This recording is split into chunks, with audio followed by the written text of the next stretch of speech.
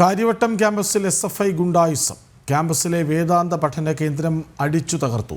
സംസ്കൃതം സെമിനാറിൽ ഗവർണർ ആരിഫ് മുഹമ്മദ് ഖാനെ പങ്കെടുപ്പിച്ചതിന്റെ പ്രതികാരമെന്ന് സംശയം. സെമിനാർ സംഘടിപ്പിച്ച അധ്യാപികയുടെ നെയിം ബോർഡും അക്രമികൾ തകർത്തു. ജനം ബ്രേക്കിംഗ്.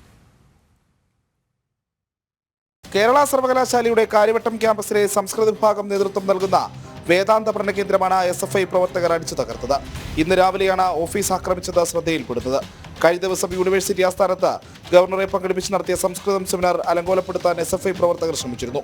ഇത് നടക്കാതെ പോയതിനുള്ള SFIയുടെ പ്രതികാരമെന്നാണ് സംശയം.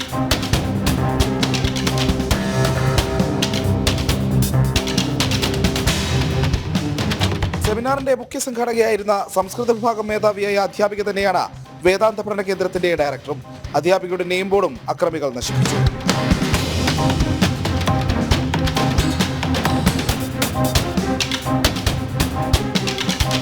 അതിക്രമങ്ങളിൽ ശക്തമായ പ്രതിഷേധമാണ് കാര്യവട്ടം ക്യാമ്പസിൽ വരുന്നത്.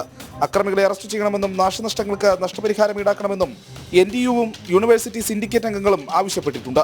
ജനം, തിരുവനന്തപുരം.